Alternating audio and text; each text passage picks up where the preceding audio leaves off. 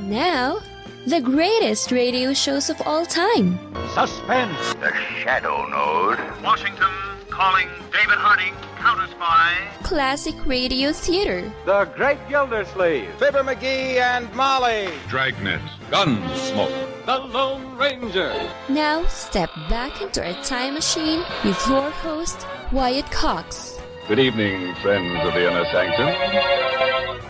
Produced by Elliot Lewis, the program Crime Classics doesn't have a lot of remembrance, and that's sad, because while the show is historically pretty interesting, the show also is produced in a horrific way. I mean, it puts tingles down you when you listen to it. This episode of Crime Classics broadcast April 7th, 1954, and the titles are always unique. This one is The General's Daughter, The Czars' Lieutenant, and The Linen Closet, a Russian tragedy. Good evening. This is Crime Classics. I am Thomas Hyland, with another true story of crime. Listen. That was a man lying down on a wooden slab. Chain his right leg, chain his left leg, chain his right arm, his left, shackle his neck. And now a friend of the recumbent man walks over to where the whip is hung, takes it and comes back. Its thongs are 4 feet long, attached to an iron ring, attached to another thong 2 feet long.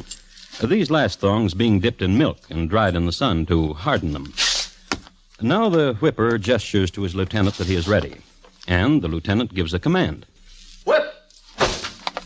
Which command eventually got the lieutenant in big trouble. Tonight, my report to you on The General's Daughter, The Czars' Lieutenant, and The Linen Closet, a Russian tragedy. Crime Classics, a series of true crime stories taken from the records and newspapers of every land, from every time. Your host each week, Mr. Thomas Hyland, connoisseur of crime, student of violence, and teller of murders. Now, once again, Mr. Thomas Hyland.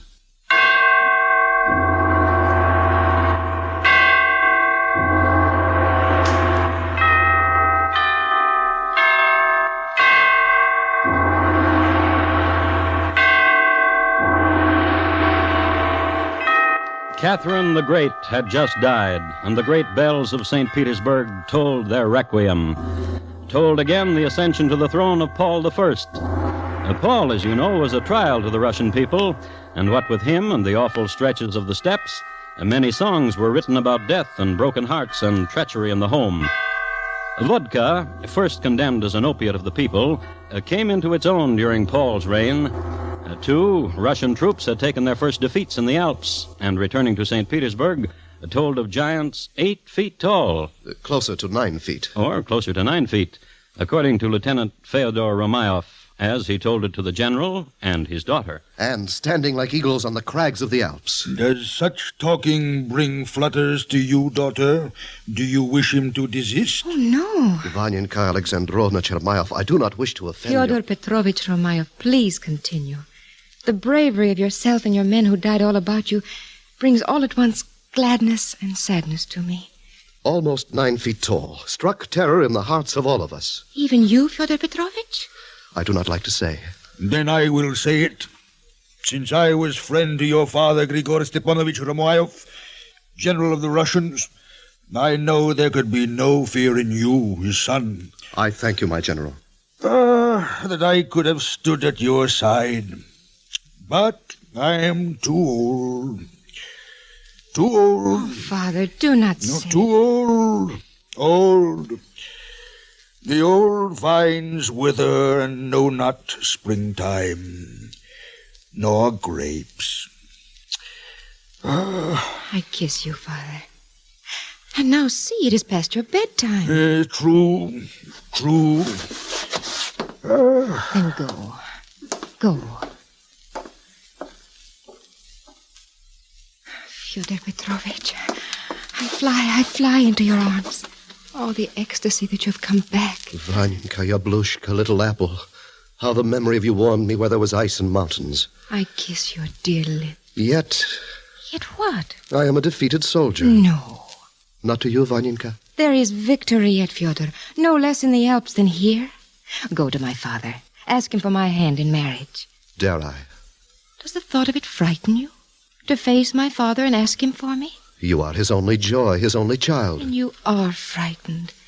You who faced men 9 feet tall. Some of them closer to 10. Many of them. Then what fright could you have? I will ask him. When? Soon, soon. Now, hold me. Hold me. So cold it was in Switzerland and lonely.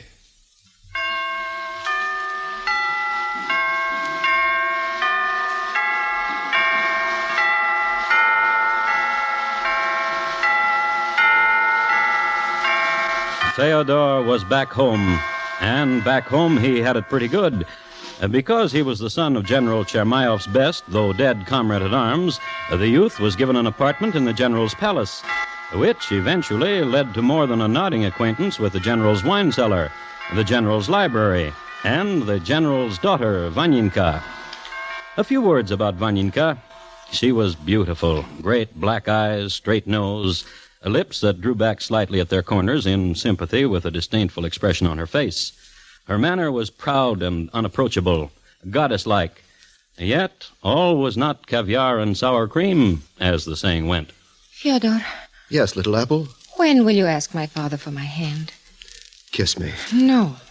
When will you ask my father... But you are but 17. And an untutored child who finds no favor in your eyes. Vanyinka, Vanyinka, sing to me. Sing to me the song of the gypsy whose sweetheart drowned in the Neva. Sing Get to me... Get out of my apartment. Out! Out, lover with the heart of a pigeon. Vanyinka. What? I will ask him. When? He has asked me, the general, to hunt with him the boar, tomorrow. In the lodge in the forest, when the hunt is done, I will ask him, since he is always in good cheer at this time. Now, kiss me. I want to.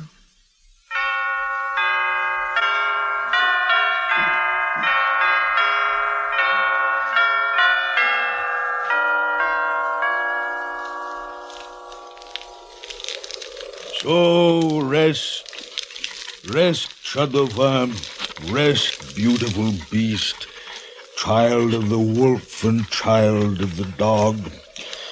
You hunted well, Chadova, and I love you. Fyodor Petrovich. Yes, General. You are a good lad. You please me, lad. In you I see myself in you. General. What? Of Vanyinka. Oh, Vanyinka.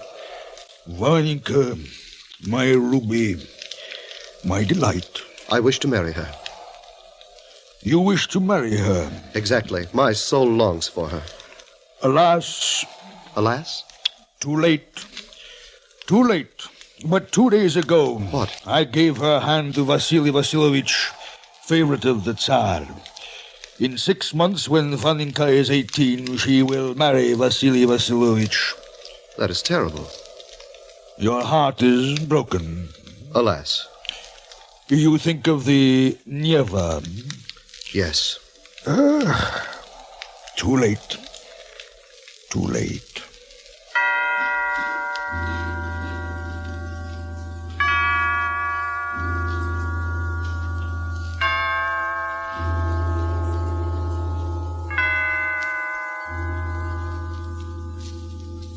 Fyodor. Yes? I am happy you are back from hunting the boar. As am I. Fyodor. Yes, little apple. What's to become of us? Life goes on, little apple. In truth, did he say that? What? My father said I would marry Vasily Vasilovich. Truth, when you are 18. But Vasily Vasilovich is a fool and he's clumsy.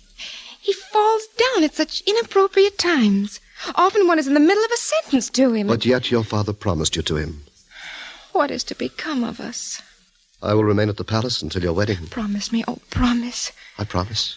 I will go to my father and say I do not wish to be married until I am 20. Vanyinka, Yablushka. Fyodor Petrovich.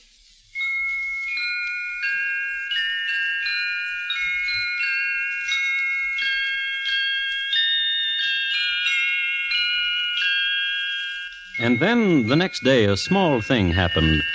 Gregory Litnoy, a servant in the palace, spilled some soup on the handsome new gown of Vanyinka, which ruined it, beet stains being impossible to remove at this time, which caused Vanyinka to become furious. Flog him! Flog him! Mercy! Mercy! Take him out of here! I will tell Fyodor, and he will see that this serf is flogged. And you remember what happened. A few days later, Fyodor supervised the serf flogging, while Vanyinka watched from her second-story apartment, proud of the way her Fyodor gave the commands. However, a few days later, when the serf Gregory was able to get around again... Come in. Come in. Now, get up. Get up, Gregory Litnoy. So, how are your wounds from the flogging? Ivan the flogger laid the knout into my back, and where I am muzzled, else I should be dead. Well, you deserve to be whipped. Yes. Now, what is it? Now, why have you come for an audience? Do not things go well in the kitchen? What? They go well in the kitchen as they go well elsewhere, Excellency. Then what? Oh, how well.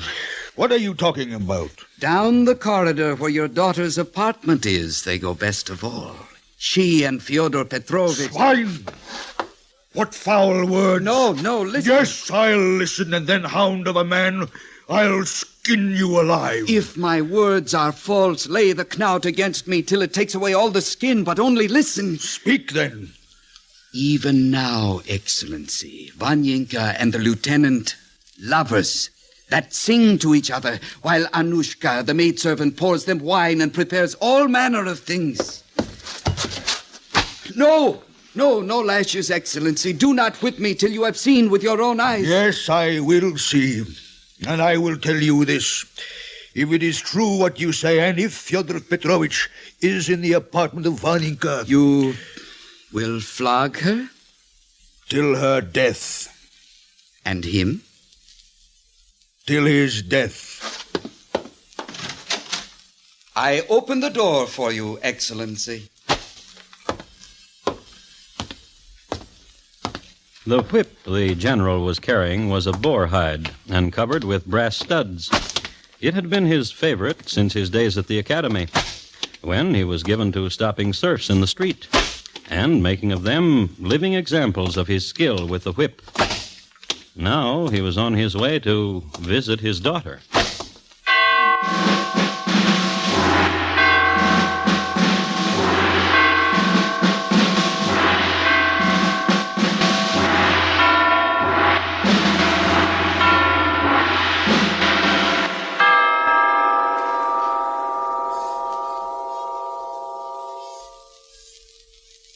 You are listening to Crime Classics, and your host, Thomas Hyland. April 7th, 1954, Crime Classics on Classic Radio Theater with Wyatt Cox. Are you suffering with arthritis or osteoporosis? Do you have diabetes? Did you know that these are just two of the hundreds of diseases that have seen improvement with Dr. Wallach's incredible longevity products? You can't get them at a health food store. The only way to get them is to call us at 800-214-0065. That's 800-214-0065. Do you have heart disease, fibromyalgia, or high blood pressure? Do you have a terrible time losing weight? Dr. Wallach can help. He was a veterinarian and cured diseases in animals. He felt that he could do the same for humans, so he became a physician. Over 50 years of research and helping people like you goes into every bottle of Dr. Wallach's amazing discoveries. Do you want to feel better? Learn how to treat the cause of your problem rather than covering up the symptoms with drugs. Call 800-214-0065. That's 800-214-0065. Now on Classic Radio Theater with Wyatt Cox, more of Crime Classics, The General's Daughter, The Czars Lieutenant, The Linen Closet, a Russian Tragedy. And now once again, Thomas Hyland in the second act of Crime Classics, and his report to you on The General's Daughter, The Czars Lieutenant, and The Linen Closet, a Russian Tragedy.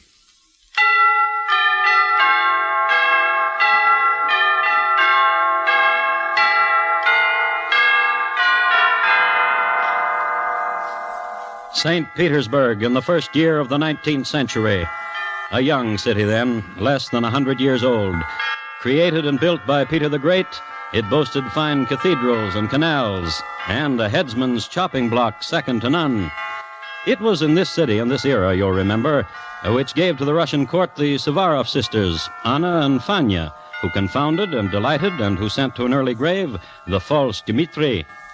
One of the most beautiful thoroughfares of the city was the Nevsky Prospect, and where it bridged the Neva on the escarpment was the palace of General Alexander Chermayov, retired.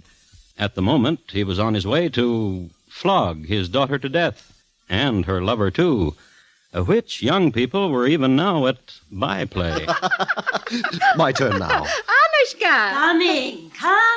Coming, Vanyika Alexandrovna. The eggs are boiled to hardness. My turn. Now, what design shall I paint on this one?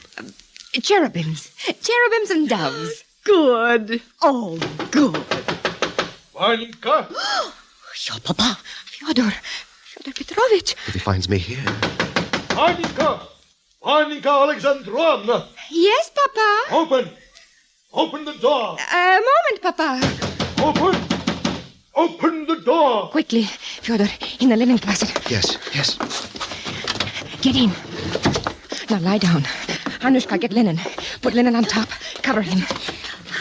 It is I, General Alexander Chermayov. And I demand it. Open the door to your papa. In a second, Papa. Quickly, Anushka, quickly. It is done. Put down the door and close it. Now lock it. Now sit on it. Yes.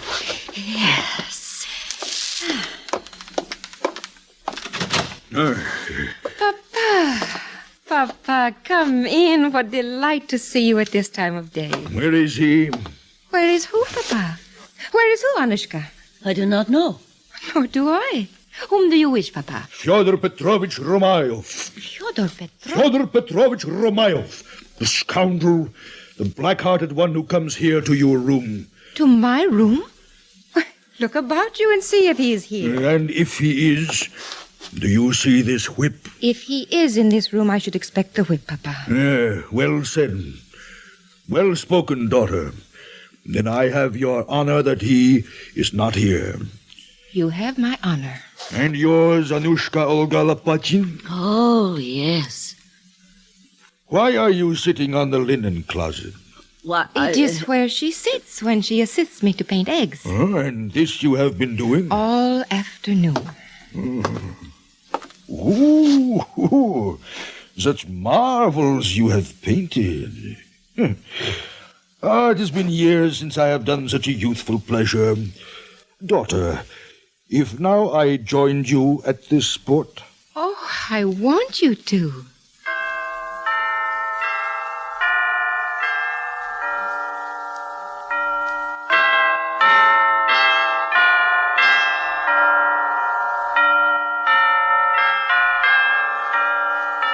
And it's being just before Easter, and since it was the custom for the masters to supply the serfs with gaily colored eggs, father and daughter painted while Anushka boiled and brought. And there was conversation. Fyodor has asked me for your hand, Vaninka. Yes, I know. I informed him when you are 18, you will marry Vasily Vasilovich. Can I not wait until I'm 20? On the day that you are 18. And so it went. 3 hours, talk, tea, painting. Then the general got up. It has been a pleasure, Vaninka. I will see you. Now, quickly, Anushka. Open the linen closet. Fyodor Petrovich, let go the tablecloth. Vaninka. What? Dead. He's dead. Oh, beloved. Suffocated. What is to become of me? If your father finds this corpse here, he will whip you to death. I will throw myself into the Neva. Oh, it is not necessary. My brother Ivan... What can he do? He will dispose of Fyodor in such a way... Oh! Do not worry your pretty head. He has disposed before. I know. Oh, do not sob. Do not cry. The dead are dead, and always flows the Neva.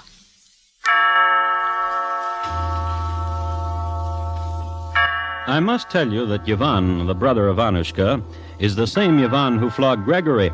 And Gregory, you'll remember, is the same Gregory who snitched on Vaninka Alexandrovna and Fyodor Petrovich. And now the way Ivan disposed of Fyodor's body was this. Since there was still ice on the Neva, he cut a hole in it and stuffed the body into the icy waters. The cold wind quickly froze shut the ice again, and Fyodor's body, flowing with the swift current of the river, some time later entered the Gulf of Finland. For this arrangement, Ivan received 1,000 rubles, the fee agreed upon, plus an extra 1,000 blackmail, which last set a precedent. Vaninka was forced to pay Ivan money whenever he demanded it. However, being rich, she didn't mind. And that summer, she spent a joyous vacation on the Black Sea with her father. That's the opposite direction from the Gulf of Finland. And the conclusion of Crime Classics from April 7th, 1954, The General's Daughter, The Czar's Lieutenant, and The Linen Closet, A Russian Tragedy, follows these important words from your favorite station. I'm Wyatt Cox, and this is Classic Radio Theater with Wyatt Cox. Let's see, if something costs less, but people are happier with it, that sounds like something to look into, and that's MediShare. Maybe you've heard switching to MediShare to pay for healthcare can save the typical family $500 a month, and that's huge, but it's also true that people are way more satisfied after making the switch, too. The customer satisfaction rate for MediShare is double that of the typical health insurance plan. Double. MediShare works. It's been around for more than a quarter century, and members have shared more than $3 billion of each other's bills.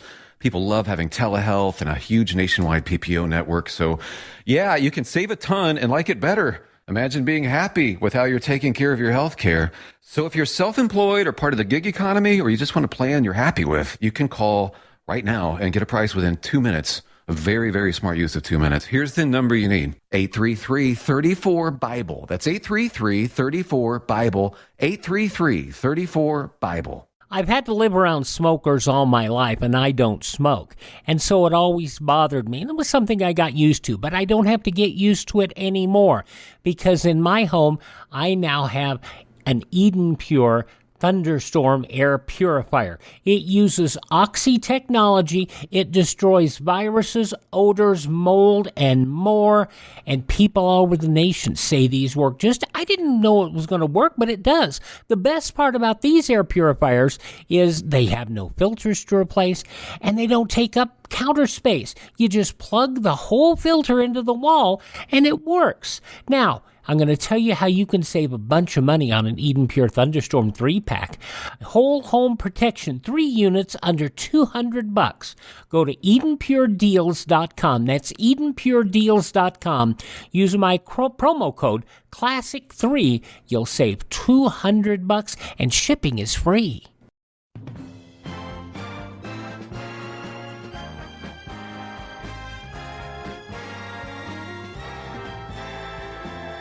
Now on Classic Radio Theater with Wyatt Cox, the conclusion of Crime Classics, April 7th, 1954, The General's Daughter, The Czar's Lieutenant, and The Linen Closet, A Russian Tragedy. Vaninka. Yes, Papa. You say your Fyodor has gone on a journey to forget me. Noble lad. And the next month, on the Crimea, taking the waters, still south. Vaninka? Yes, Papa? You had a letter today. Was it from Fyodor? No, Papa. It was from Sophie Pagavia from Prushnitz. To tell me she has married a boy from Prushnitz. Boris Padyov. And from Fyodor, nothing? Nothing. And in the Ukraine, after the festivals were over, coming home. Vaninka? Yes, Papa? I liked Fyodor. Yes, Papa. I miss him. I miss him too, Papa. And no sooner had they gotten back to the palace. Vaninka! Yes, Papa? Quickly, come! Vaninka, news from Moscow. Vasily Vasilovich fell down. He always always falls, Papa. This is his last fall, Vaninka. 3 flights of steps. He's dead. Dead? Nor must you think of throwing yourself into the Neva, Varinka. Listen, I give you permission. Permission? To marry Fyodor Petrovich Romayov. Well? Thanks, Papa.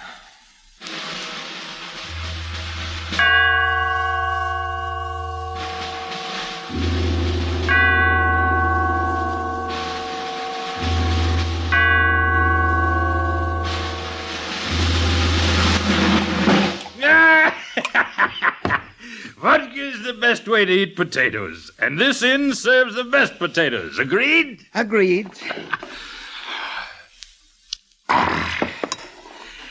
Gregory? What is it, Ivan Ivanovich? To ask you once more that you bear me no malice for having whipped you, for having flogged you. How could I think evil of you? It was the fault of Vanyinka because I spilled on her. Vanyinka. And Fyodor Petrovich who gave you the order to lay the strap on. Yeah, Fyodor Petrovich. Ivan. Yes? How is it that suddenly you are so rich? Drink vodka. I drink, and yet I cannot help but ask. You are a friend to me. From the same village. Friend. From the same village, from the same meadowland. Yet you are rich, and I am penniless. Bend close your ear. Vanyinka. What? Vanyinka Alexandrovna. She gives you money? Whatever I ask, she gives. Whatever, whenever. For example. Yes? I have but to crook a finger, and she would come. Running if I but crook the finger. No. With a bottle of her father's best brandy in each arm. Then crook a finger. You wish to see? I wish to see.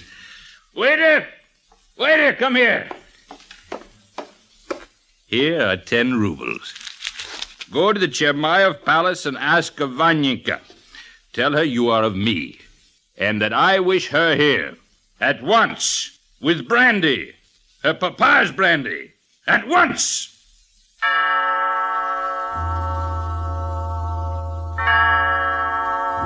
At the moment when Vanyinka received word that she was wanted at the inn by Ivan Ivanovich, she was in the middle of brooding. She had never been closer to the bottom of the Neva River than she was now, thinking as she was of her dead lover and how fate and a tattletale named Gregory and a blackmailer named Ivan Ivanovich had robbed her of her one true love. So she went to the general's liquor cabinet and extracted 2 bottles of his oldest brandy. Then she went to the general's medicine chest and extracted a handful of the general's opium and mixed the 2 together. Then she went down to the inn. By your command, Ivan Ivanovich, 2 bottles of brandy. 1 for me and 1 for Gregory. Pull up the corks, Gregory. Yes. And now we will drink to Vanyinka Alexandrovna Chermayev. To Vanyinka.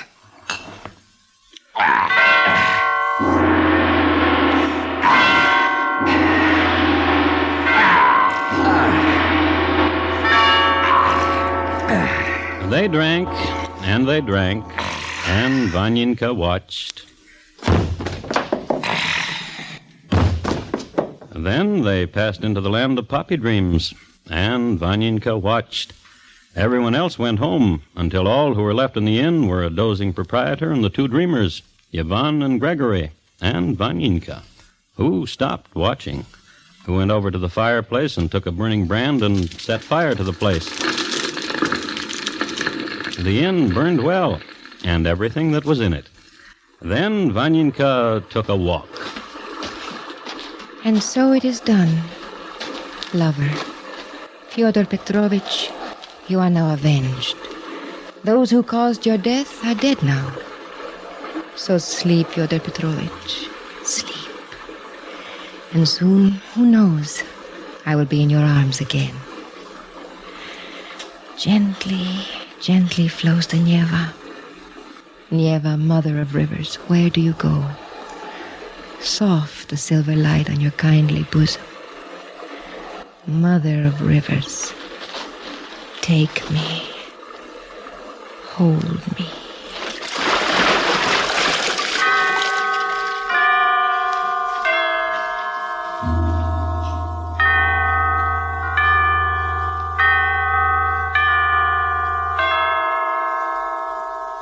I would like to be able to tell you that the bodies of the lovers were found close to one another on some distant and misty shore. But I cannot. Vanyinka did not drown. She was saved by a young man passing by. He was a captain in the Czars' cavalry, and they rode back to the palace in warm clothes, as she draped across the pommel of his steed. He proposed marriage as soon as he saw her house. She refused. He rode away to the north, crying. Vanyinka locked herself in her room and never came out again, except for her father's funeral a week later.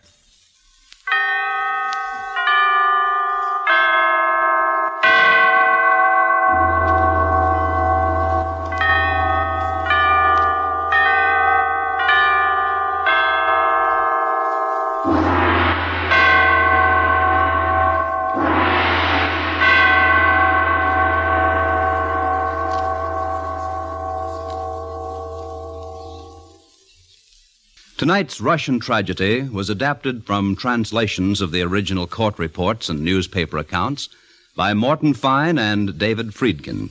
The music was composed and conducted by Bernard Herrmann, and the program is produced and directed by Elliott Lewis.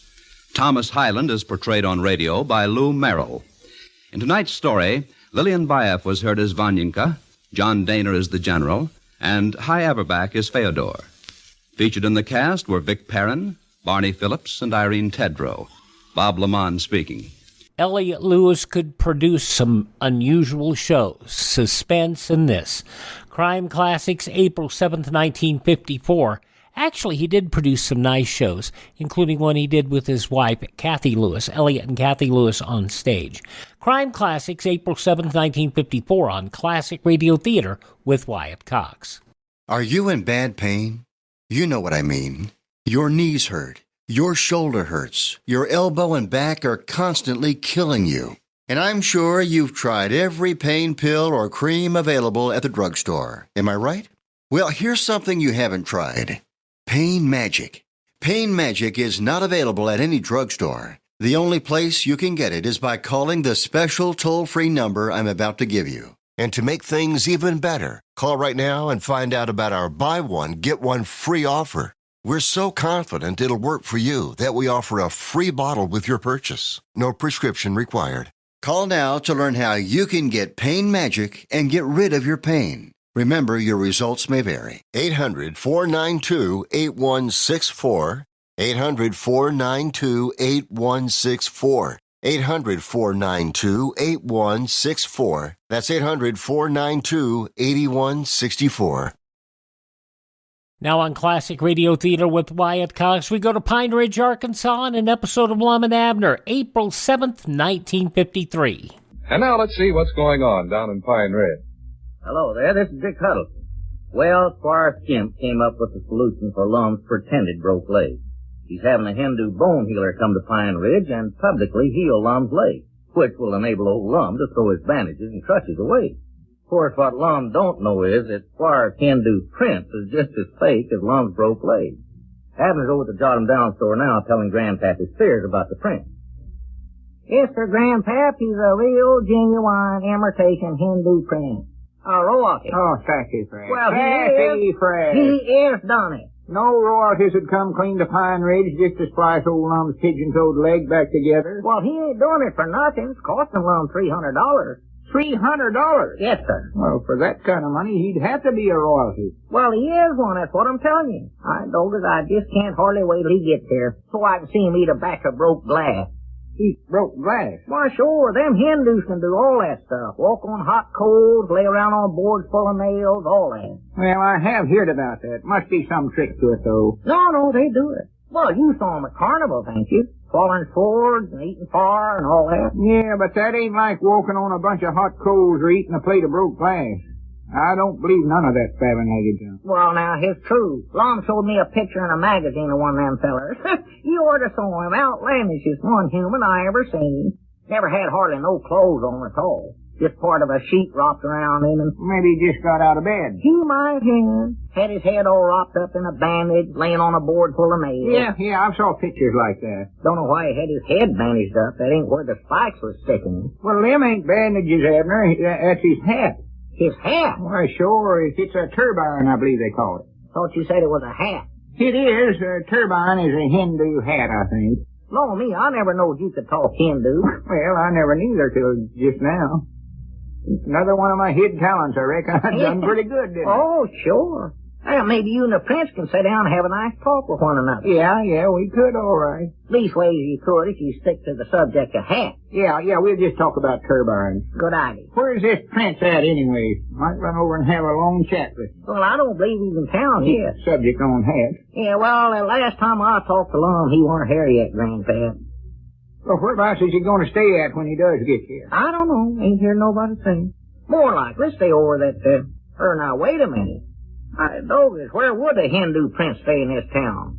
Everybody here sleeps in bed. Well, natural. What do you expect folks to sleep in? Hog troughs? No, I mean this Hindu's used to sleeping on nails and spikes and all such of that. Oh, yeah, that's right. I forgot about that. Yeah, he's going to think we ain't very hospitable here in town. More likely think we're old-timey. Well, now, here's the idea, Abner. I ain't slept in them beds over at Sister Simpson's boarding house myself, but from what I hear, some of them beds ought to do the trick. Well, they do say it. It's just like sleeping on a board, all right. Yeah, and with them springs sticking up through the mattresses, I believe you get the same effect as spikes. Yeah, well, would do in a pinch, I reckon. Wouldn't be quite as comfort as spikes, I don't suppose. No, but when a feller's traveling that way, he has to put up with some uncomforts. Got to rough it a little. Yeah. Of course, now, what's he gonna do for victuals? Victuals? Why, sure. Everybody around here eats food. Ain't nobody I know of sets a table of broke glass and ground up razor blades and all that. No, I can't think of nobody offhand around here neither. Oh, they don't do it, Grandpap. Well, I guess you just have to eat over there at Luke Spears' lunchroom. Now, Grandpap, that's carrying things too far. Why so? What are you trying to do, give him the indigestions?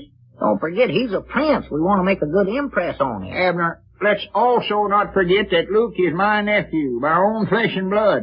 And I resent any remarks like that about our family. Let me ask you one question, Grandpap. Can you eat that meatloaf that Luke serves? Well, no, but who can? All right, then. But I'd think a varmint that swallows razor blades could handle a meatloaf all right.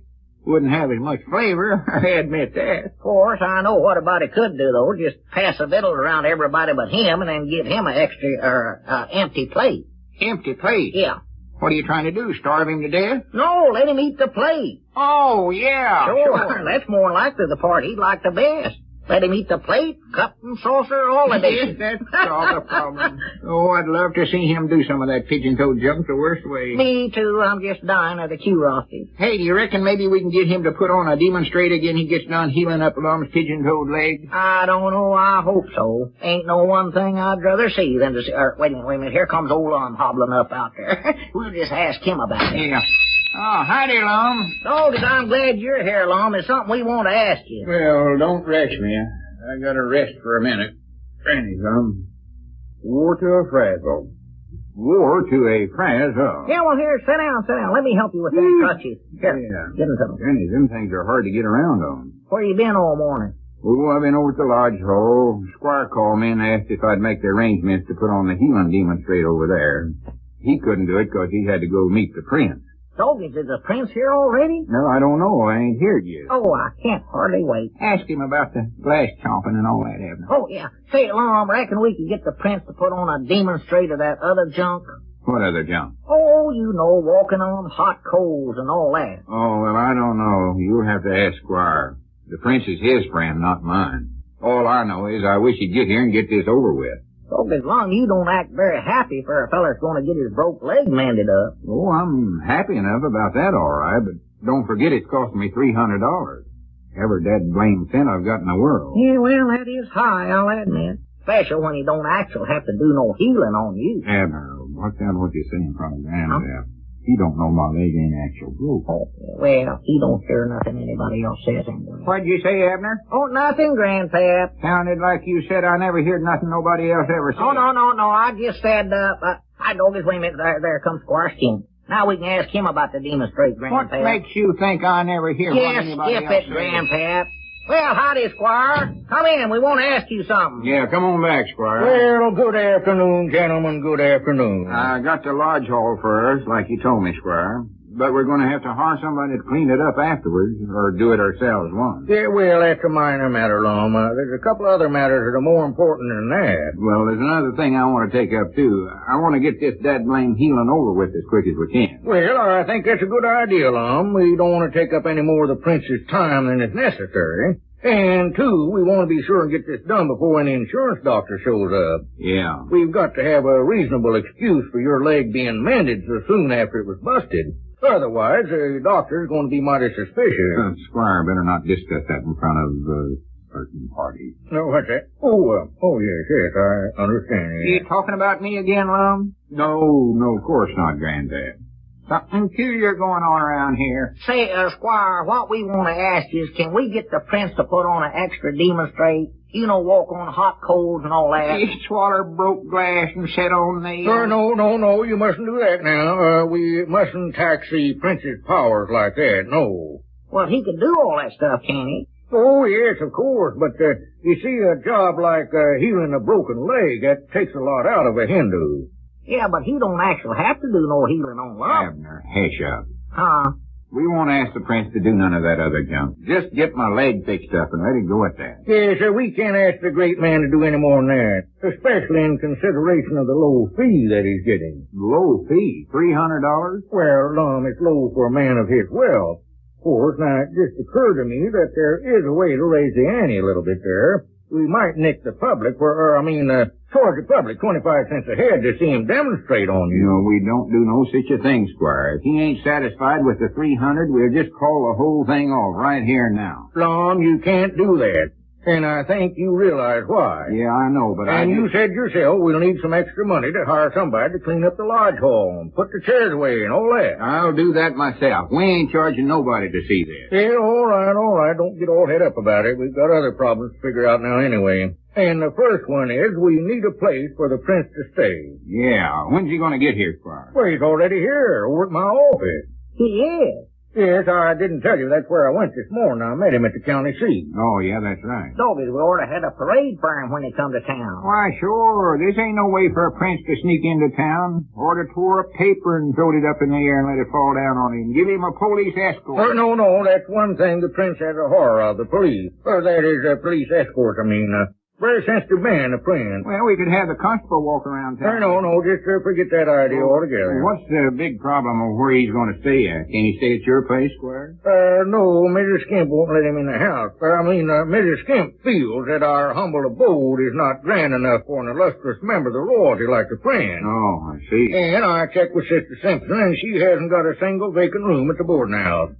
Well, I don't know whether our place is lustrous enough or not, but I'd sure be proud to put the prince up over there for the night. No, Abner. Royalty ain't going to want to stay at Well, I think that's a fine idea. And I appreciate it very much, too, Abner. I'll accept for the prince. Well, good.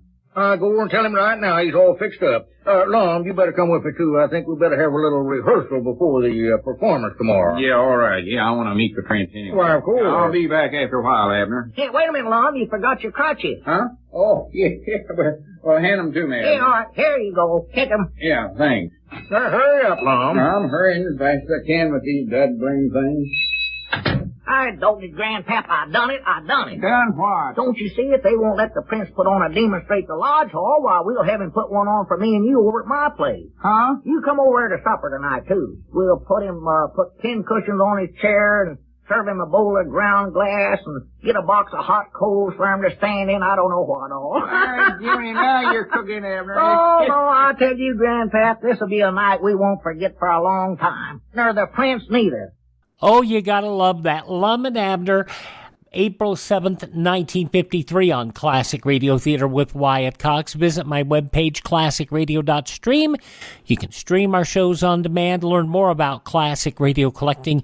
You can contact me there. All our social media links are there as well at classicradio.stream. You can also find out if you miss a day, you don't have to miss a single show here on your favorite station. I'm Wyatt Cox. Thanks for listening. Tell all your friends great radio shows are right here at this spot on the dial. Classic Radio Theater with Wyatt Cox on your favorite radio station.